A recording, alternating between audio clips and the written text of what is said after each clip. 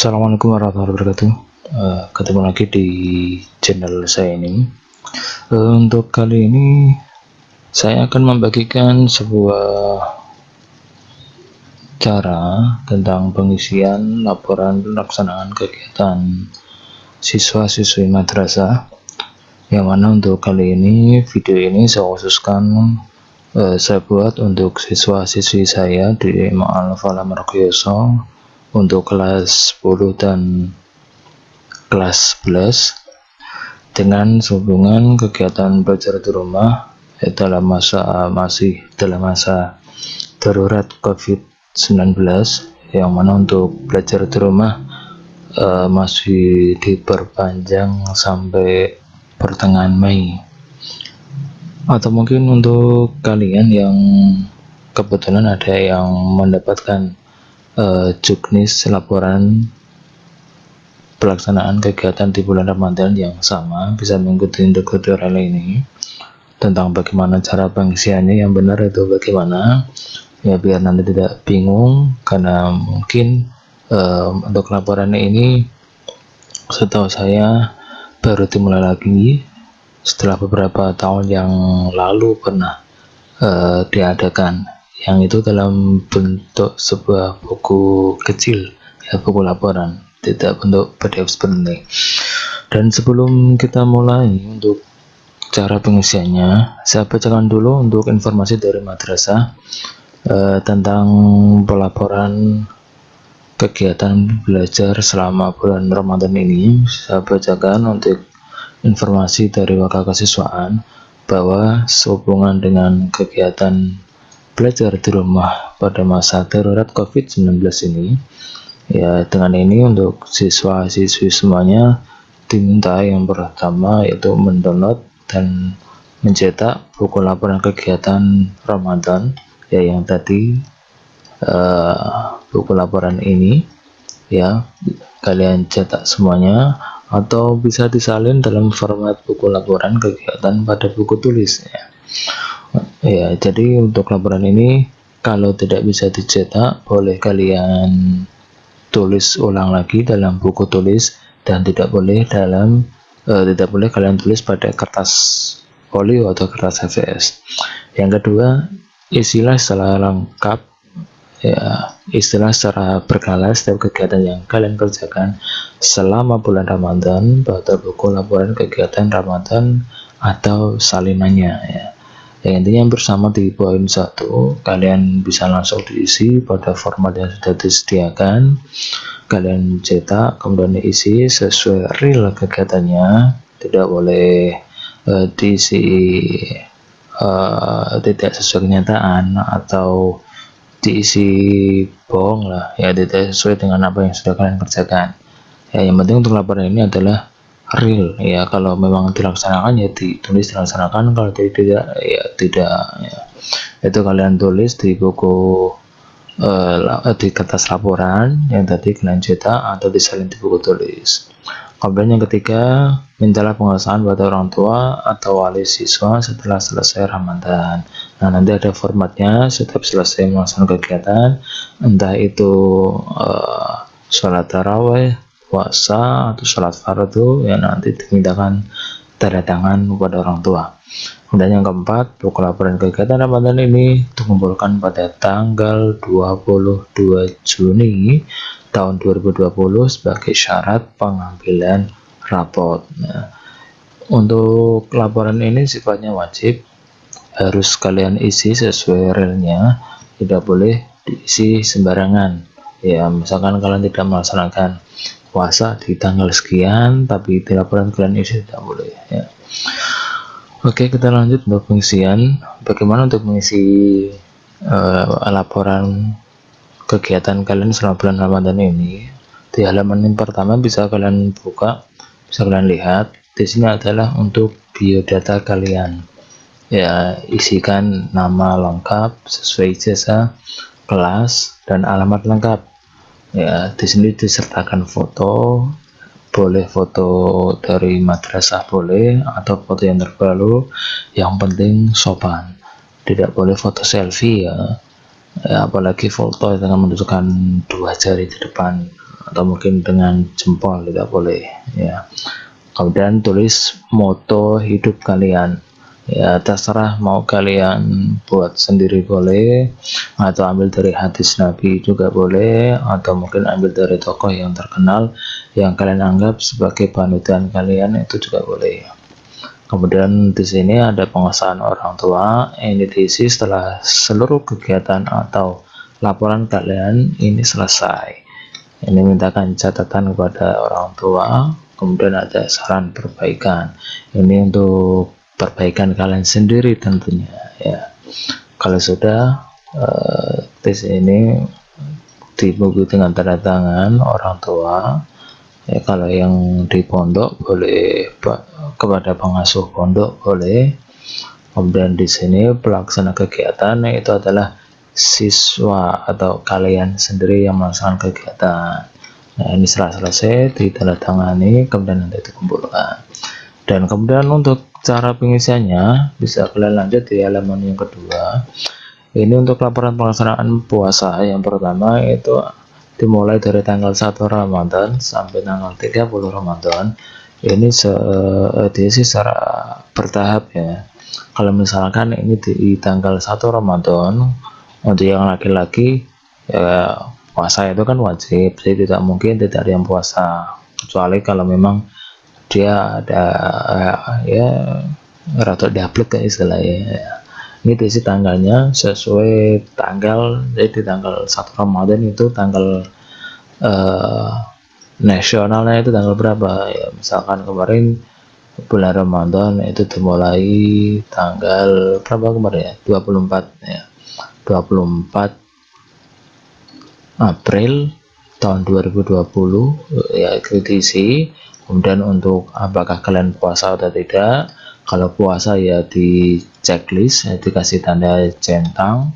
Nah, kemudian keterangan ya, ini bisa kalian isi puasa ya boleh, kemudian para orang tua ini tanda tangan. Nah, kemudian untuk yang anak putri itu kan biasanya ada halangan ya kan, itu bisa kalian lewati. Misalkan di tanggal 1 sampai tanggal 3 itu masih berhalangan ya, ini tanggal tetap kalian tulis ya berurutan. Ini tanggal 24, di tanggal 25, tanggal 26, 27, 28 dan seterusnya. Untuk yang putri misalkan kok libur, jadi di keterangan puasa ini kalian checklist yang tidak ya, dengan keterangan sedang udur atau berhalangan ya, kemudian mengetahui orang tua. Jadi untuk isian di halaman 2 ini sifatnya wajib, puasa tidak puasa itu harus kalian isi ya, karena ini laporannya bertahap ya, mulai tanggal 1 Ramadan sampai tanggal 30 Ramadan, yaitu diisi tanggalnya lengkap ya. Ini mulai tanggal 24 April 2020 sampai ini tanggal berapa nanti ya, di akhir Ramadan ya. Untuk puasa keterangan diisi lengkap dan dilengkapi dengan tanda tangan orang tua ya. Kita lanjut di halaman 3. Di sini ada pelaporan pelaksanaan sholat fardu ya. Ini sama dengan yang tadi, untuk Ramadan tanggal 1 ini di tanggal berapa untuk kalender Masainya. Kemudian pelaksanaan sholat fardu ya, ini isya, subuh, duhur, asar, maghrib ya. Nah, ini kalian checklist. Kalau ini sholat ya kalian checklist, kemudian subuh checklist ya, semuanya di checklist ya. Sini keterangan melaksanakan ya, seperti yang pertama tadi juga diisi keterangan. Bagi yang puasa diisi melaksanakan. Kalau yang undur bagi yang putri atau mungkin ada yang sakit dan disarankan oleh dokter tidak boleh puasa dulu ya, diisi sedang sakit. Nah, seperti itu ya. Dan sama ini juga kalau sudah melaksanakan kalian minta tanda tangan orang tua ya, setiap hari seperti itu ya, biar nanti orang tua juga ikut memantau ya, bahwa oh anak saya ada kegiatan, ada tagihan dari madrasah selama bulan puasa ya, karena ini belajar di rumah kan madrasah tidak bisa memantau, jadi untuk saat ini orang tua kalian yang memantau kegiatan kalian ya. Mintakan tanda tangan ya. Pak, orang tua saya nggak ada di rumah kerja, dia nanti kalau ketemu gitu ya. Lanjut di halaman 3, Ramadan 1 sampai 30 sama isinya. Kemudian tanggalnya juga diisi sama, mulai tanggal 24 April 2020. Dan ini untuk keterangan jamaah atau munfarid. Jamaah itu sudah jelas, kalian jamaah di musola, di masjid, pesantren, atau sama orang tua di rumah. Nah, diisi dengan kode J atau tulis lengkap boleh, jamaah dalam kurung J, atau mungkin munfarid. Munfarid ini adalah sholat tarawih sendiri di rumah, atau mungkin ada yang sedang bepergian atau jualan ya. Bisa di bulan puasa itu kan banyak yang istilah jualannya meremo. Meremo, kemudian jam 10 malam baru pulang dan ingin melaksanakan sholat tarawih. Nah, ini diisi sholat secara munfarid sendirian. Nah, diisi, kemudian tempatnya di mana. Kalau di musola ditulis musola atau masjid atau rumah, atau bisa ditulis keterangan sini ya. Kalau ini tempatnya musola, tulis musolanya apa. Kalau masjid ditulis masjidnya apa. Nah, kalau di rumah berarti ya di rumah tidak ada keterangan ya, sholat sendiri. Kemudian dibubuhi para orang tua atau tanda tangan. Dan ini diisi seterusnya sampai tanggal 30 ya.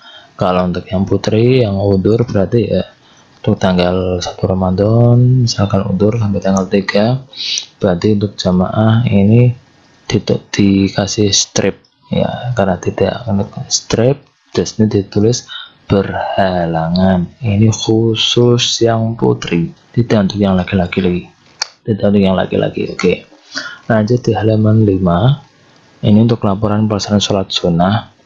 Ini untuk tanggal sama ya, tanggal 1, kemudian diisi tanggal masanya tanggal berapa, dan pelaksanaan sholat sunnah ini ada 5 kolom.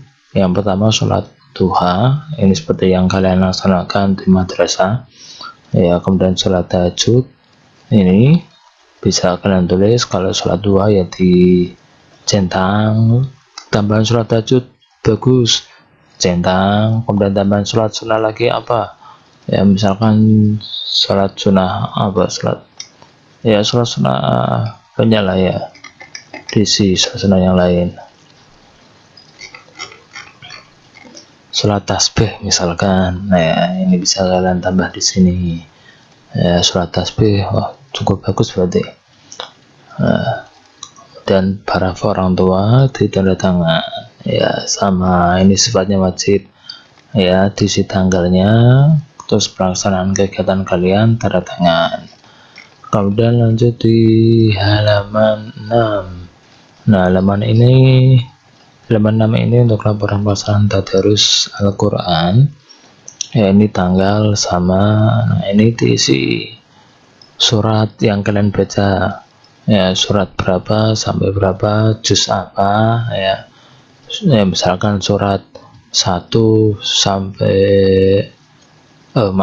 surat Al-Fatihah misal ayat 1 sampai berapa, surat Al-Baqarah ayat 1 sampai berapa, terus juz berapa, tempat. Nah, ini kalau di rumah ya di rumah, kalau di masjid ya di masjid, musola. Kalau ada pembimbingnya ditulis nama pembimbingnya siapa dan mintakan tanda tangan setelah selesai melaksanakan tadarusan. Nah, bagaimana kalau di rumah Pak, kita ngaji sendiri nggak ada yang membimbing? Alangkah baiknya karena kalian itu masih belajar, itu ada yang membimbing, paling tidak kakak kalian, orang tua baik ya. Yang paling bagus lagi kalian datang ke guru ngaji kalian ya, itu paling bagus. Nah, kalau misalkan tidak ya, berarti pembimbing tidak ada. Terus yang tanda tangan siapa? Nanti mintakan sama orang tua boleh ya, seperti itu ya, diisi secara lengkap. Alhamdulillah, syukur-syukur kalau 1 bulan ini 30 juz, ya, satu Al-Quran sekelondong bisa hatam, ya, itu lebih bagus ya. Kemudian untuk halaman ke-7 ini ada laporan pelaksanaan sholat Jumat, ini khusus laki-laki, ya. Ini ditulis imamnya siapa, khotibnya siapa, tempat, ya, nama masjidnya. Nggak mungkin kan sholat Jumat itu di musola, ya, palingnya di masjid. Nah, kemudian ringkasan khutbah, ya, kalian tulis, ya. Berarti kalau Jumatan bawa kertas, bawa pulpen, Pak. Ya, kalau Jumatan bawa kertas, bawa pulpen, itu ada yang mengatakan tidak boleh. Karena kalau ketika kita sholat Jumat, kita itu diharuskan khusyuk mendengarkan apa yang disampaikan oleh khotib. Ya, tidak boleh nyatet. Ya, apalagi kok, ya, kalau tidur sudah lumrah. Ya, ya, biar fokus, kalian dengarkan, ingat-ingat.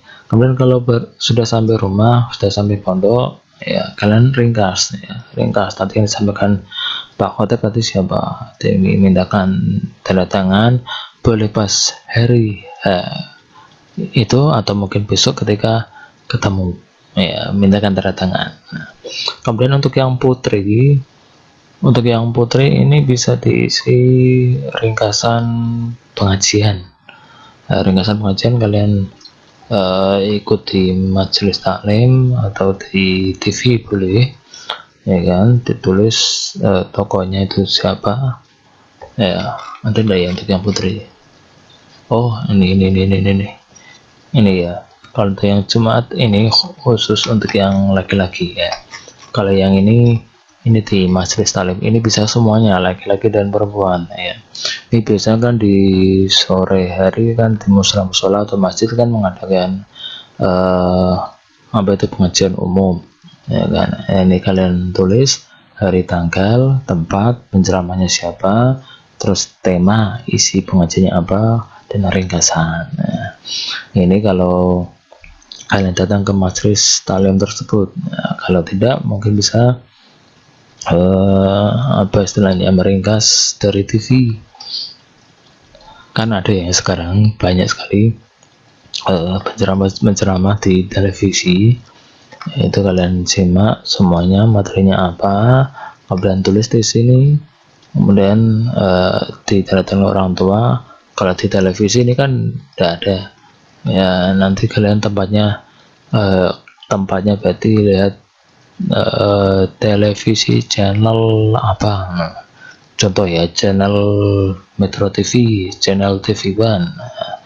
Nah, tulis di sini, berarti tanda tangan penceramah tidak ada, yang adalah mengetahui orang tua tanda tangan. Nah, ini diisi, ini di hari kedua, ketiga, dan seterusnya, ya, sampai habis.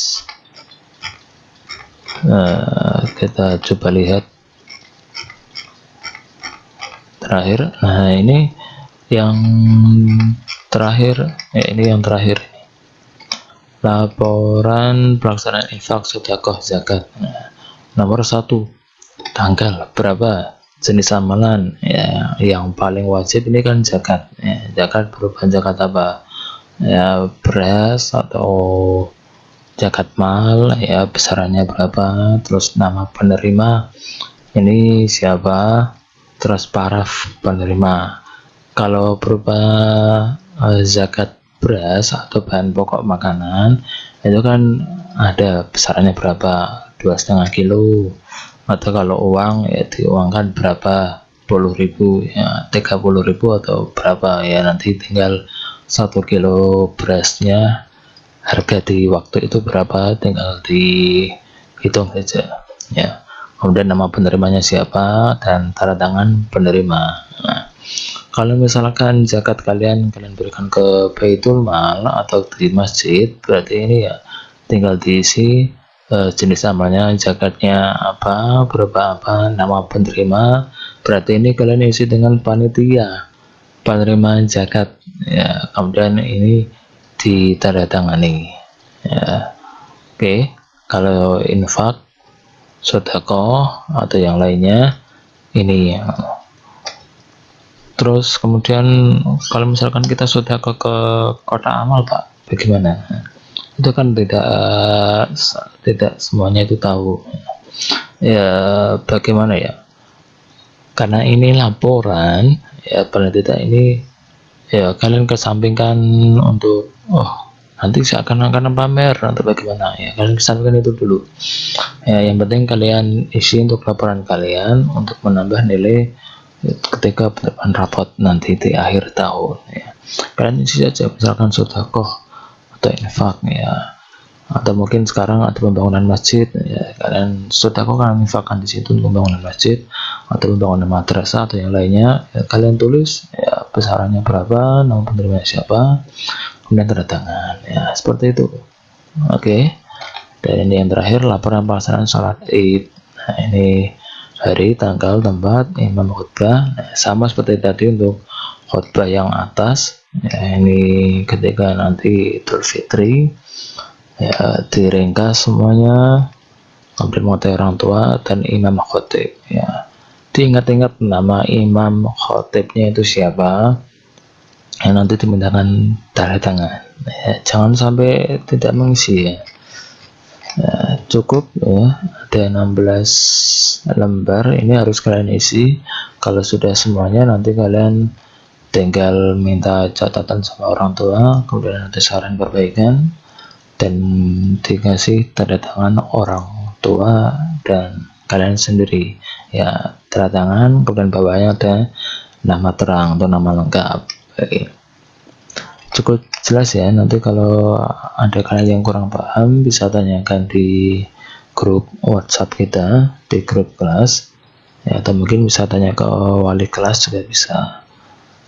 Segitu, mudah-mudahan kalian memahami tentang tugas yang diberikan dari madrasah, dan mudah-mudahan segala amal ibadah kita di bulan Ramadan ini diterima oleh Allah Subhanahu wa taala, dan ibadah kita ya barokah dan semuanya ya, amin amin amin. Terima kasih, cukup sekian. Assalamualaikum warahmatullahi wabarakatuh.